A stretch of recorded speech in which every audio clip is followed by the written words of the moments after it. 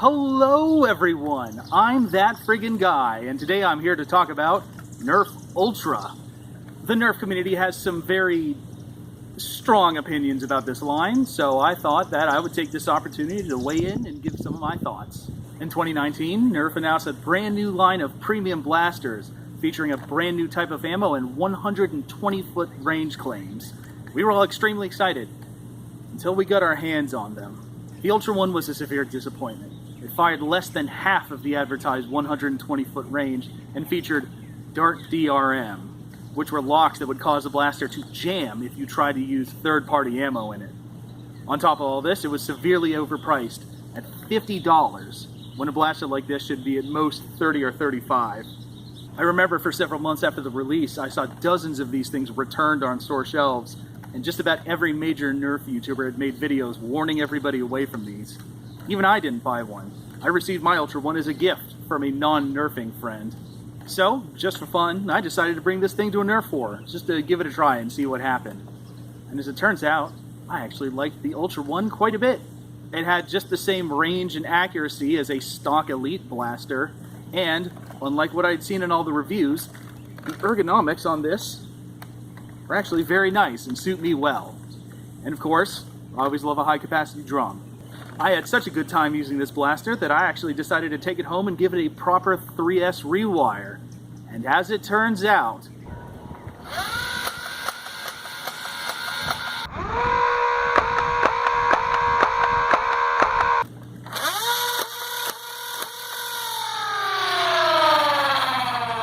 the Ultra One does in fact shoot 120 feet. It was then that I realized that nobody online is giving this thing a fair review. If you were to review, say, a Strife to the same standards as the Ultra One, you would have to use regular Elite darts and alkaline batteries, and you would probably get about the same performance as stock Ultra. So for a while, I was the only person really with an interest in Nerf ULTRA, and I was the only person using it at our events. Until one day, there came the announcement of the Ultra 2. Now this was the one that got everyone excited. The Ultra 2 features rear loading of darts, something that's only possible with Ultra ammo. Additionally, it has great ergonomics and really good trigger feel. The triggers are very clicky and responsive. Unlike the Ultra 1 before it, reviewers couldn't get enough of the Ultra 2 and highly recommended it. However, I did notice there was one critical flaw with this blaster that they tended to overlook. Out of the box, the Ultra 2 has an issue with jamming. You see, the Dart DRM on this one has a tendency to catch on the darts themselves, and if it's bad enough, it can jam the blaster to the point where you need to open the whole thing up. This is very unusual for Nerf brand blasters, and something that should have made it past quality control. However, that wasn't enough to deter me, so I went ahead and picked up an Ultra 2 myself and got to modding. First thing to go was the lock. As it turns out, it's very easy to remove that Dart DRM lock, and once you do, it completely prevents the blaster from jamming. And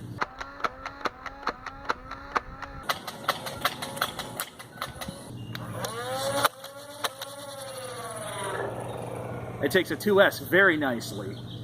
So with all that being said, ultimately I think there are only two issues with Nerf ULTRA. The first is the price. These blasters cost easily $5 to $10 more than they should, and the ammo is even worse, at 50 cents a dart, which is an outrageous price, even worse than Elite or even Mega. The second issue is the marketing. We know what we're getting ourselves into with these blasters, but the average consumer does not. They're going to buy these thinking that the range claims are true, and then think this is a scam. That's going to affect sales, which in turn is going to affect the company, which in turn is going to affect us, the hobbyists. So, does Ultra have a place in the Nerf hobby? I would argue so.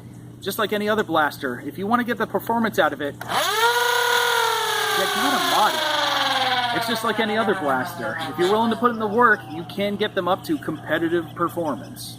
I would also like to predict that within 1 year, we will get third-party Ultra ammo. If we're lucky, Ultra AccuFakes, so that we can get the kind of accuracy to match the raw power of these blasters. Well, that's all for today. If you want to share your own thoughts on Ultra, just go ahead and leave a comment down below. Hope you enjoyed. I'll see you all next time.